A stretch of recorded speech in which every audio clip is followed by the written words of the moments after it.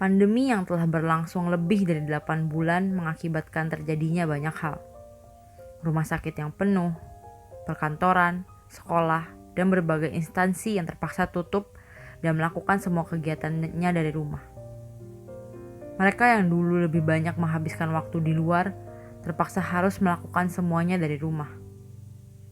Bukan hanya para karyawan, tapi guru dan siswa pun harus beradaptasi dengan perubahan ini. Tapi sayangnya, tidak semua orang siap mental untuk bertahan di tengah perubahan. Per Oktober 2020, sudah ada 2 kasus bunuh diri yang dilakukan oleh siswi sekolah menengah, yang diduga karena banyaknya tugas sekolah yang menumpuk.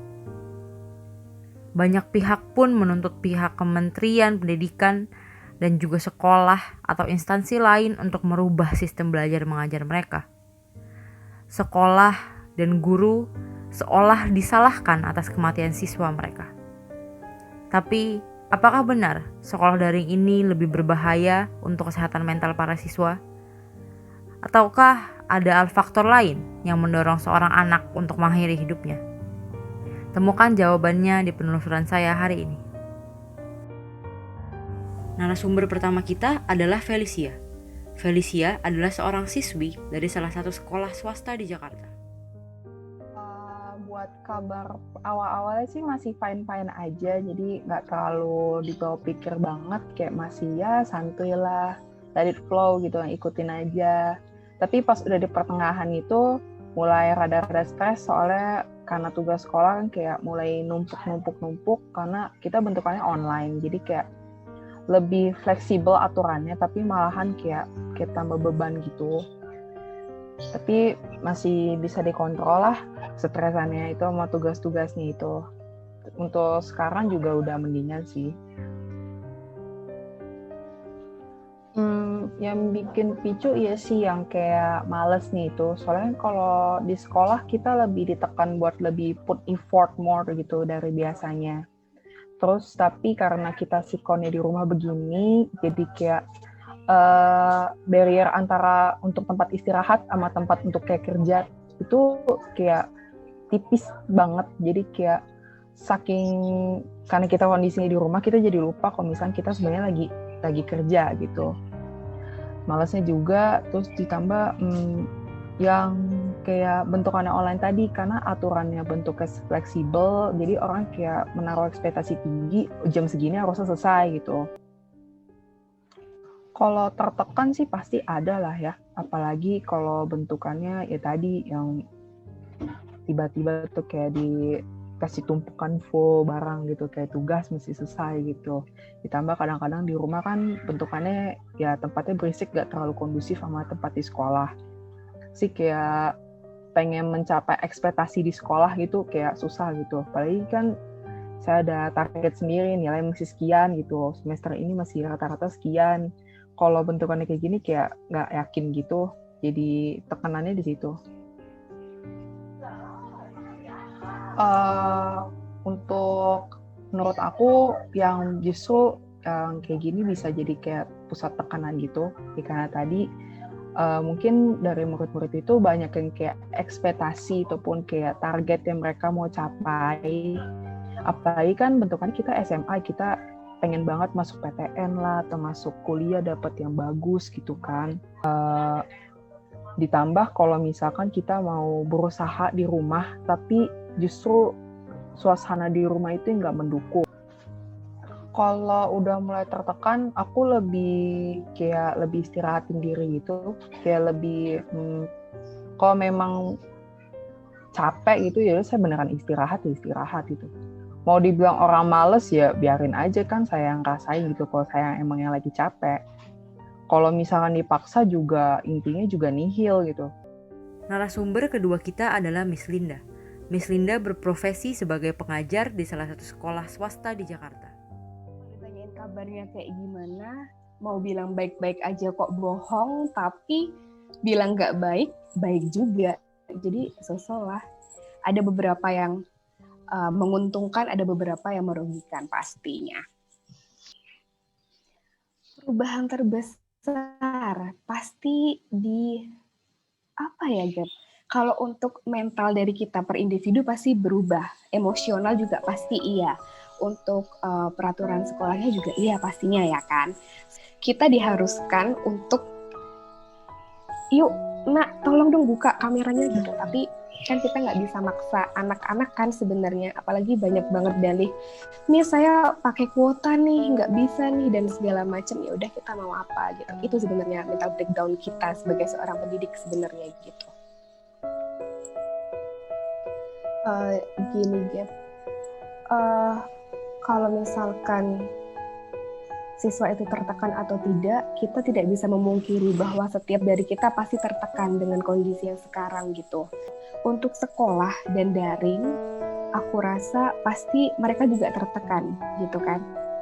Gurunya aja tertekan, apalagi muridnya gitu. Karena jujur sih pasti waktu belajarnya itu jadi 24 jam. Pasti waktu bekerjanya itu 24 jam, tidak terbatas gitu maksudnya. Dan apa ya, kita dari pagi sampai sore, bahkan kalau ada ekstrakurikuler itu bisa lebih sore lagi, di depan laptop itu capek gitu. Capek, dari mata capek, otak juga capek, fisik capek gitu kan. Nah, ditambah lagi pasti tugasnya juga numpuk. Banyak banget pasti. Hampir setiap mata pelajaran pasti ada tugas, nggak mungkin enggak.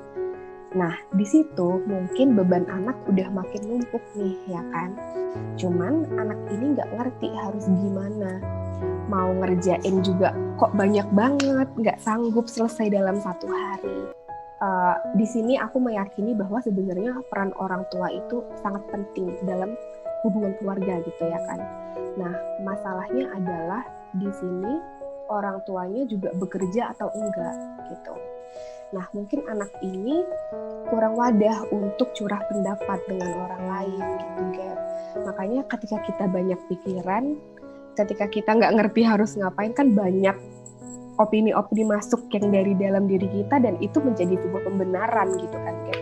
Nah, menurut aku sih mereka tertekannya karena itu gitu. Dari teman-teman nggak ada yang bisa ngerti mungkin, dari guru juga, guru udah berat banget bebannya, terus menjadi kurang memperhatikan anak muridnya kan juga bisa jadikan Gap gitu. Nah, orang tuanya juga mungkin sudah punya kesibukan sendiri, beban sendiri. Saya rasa mereka juga pasti bingung sih sama kondisi seperti ini gitu. Makanya anak-anak mungkin akhirnya memutuskan seperti itu sebagai jalan pintasnya gitu ya, yang sangat kita sayangkan sebenarnya. Sama seperti yang sudah aku katakan tadi ya Gap, maksudnya jam kerja jadi tidak menentu gitu. Aku pernah mengalami di satu kondisi di mana jam 12:30 malam itu aku ditelepon rekan untuk bantuin tugasnya gitu. Itu pernah. Dan itu benar-benar bikin stres. Mau nggak mau, kita harus standby gitu. Nah, tuntutan dari rekan, dari pimpinan itu kan, ayo dong kerja dong cepet, bla bla bla bla gitu. Cuma sebenarnya kita kan punya keterbatasan, punya kapasitas kerja tersendiri ya kan gitu. Nah, itu yang susah aku handle untuk saat ini gitu. Kalau nanyanya aku per individu ya itu seperti itu. Nah, kalau ditanya gimana cara ngatasinnya, pasti aku ngakuin me time Gap. Sekarang kan memang udah boleh kemana-mana nih, nggak yang seketat dulu ya kan. Nah, itu aku pasti ambil waktu untuk jalan-jalan sendiri, entah ke mall kek, entah kemana, tapi dengan protokol yang memang sudah ditetapkan gitu ya. Narasumber terakhir kita adalah Ibu Feni Mulyani, seorang psikolog yang mengemban tugasnya di Kota Semarang. Oke. Ya tentu bisa ya. Jadi memang kalau kita bicara kesehatan mental itu aspek-aspek yang mempengaruhinya itu luas. Jadi bisa terpengaruh juga dari lingkungan sekitar, orang terdekat, keluarga, misalnya saudara, saudara kandung, kemudian juga keluarga besar, juga bisa ke teman, sahabat, terus juga dari lingkungan sekolah juga bisa, dari guru dan semua orang yang berelasi dengan orang tersebut itu bisa menjadi pemicu dari stres atau gangguan mental yang dialami oleh orang tersebut. Tapi paling utama adalah dari orang itu sendiri gitu ya. Kalau sekolah daring itu ya, itu kan salah satu ya tadi saya sampaikan bahwa itu adalah pemicu. Jadi belum tentu itu yang menjadi penyebab dia bunuh diri. Hanya saja mungkin itu salah satunya saja yang membebani. Berkaitan dengan suicide sendiri kan itu sebenarnya sudah sampai ke perilaku.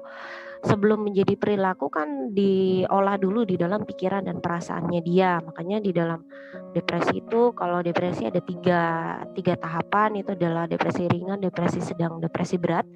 Sebelum sampai ke depresi berat atau committed suicide atau menjadi gangguan yang lain, misalnya menjadi mengarah ke skizofrenia dan lain-lain, itu sebenarnya sudah melalui depresi ringan dan depresi sedang. Nah, begitu ya.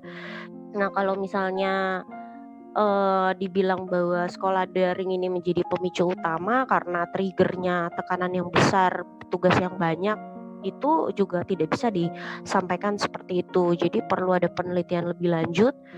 Dan kalau misalnya dari sisi keilmuannya sendiri, ya seperti tadi sudah saya sampaikan, jadi kan tidak langsung ke depresi berat, pasti juga mengalami depresi ringan dan sedang. Nah, dengan gejala-gejala demikian, ya sebenarnya sebaiknya memang sudah pasti dinotis. Cuma kalau support sistemnya nggak berjalan baik, misalnya orang tuanya tidak caring, kemudian sibuk mencari financial support aja, mencari kebutuhan ekonomi. Kemudian ditambah lagi dengan lingkungan pertemanan yang toksik, ditambah dengan lingkungan guru juga dan lain-lain, ya semua bisa memberikan sumbangsi sih terhadap dropnya anak itu menjadi committed suicide. Nah, lagi-lagi committed suicide itu sampai dia perilaku gitu, itu tidak satu trigger, jadi tidak satu pemicu, itu bisa jamak biasanya. Kalau misalnya sudah melihat tanda-tandanya mengurung diri dan lain-lain, sedih dan kemudian marah yang tidak terkendali dan lain-lain, ya itu sebaiknya mulai aware untuk memberikan support, memberikan dukungan seperti menemani, kemudian dihibur gitu ya, didengarkan ceritanya, itu cukup membantu. Diajak untuk berkegiatan positif, bertemu dengan komunitas yang suportif, berbasis pendampingan profesional seperti psikolog atau psikiater atau konselor, begitu, itu cukup membantu untuk memulihkan, menstabilkan lagi diri dari anak tersebut.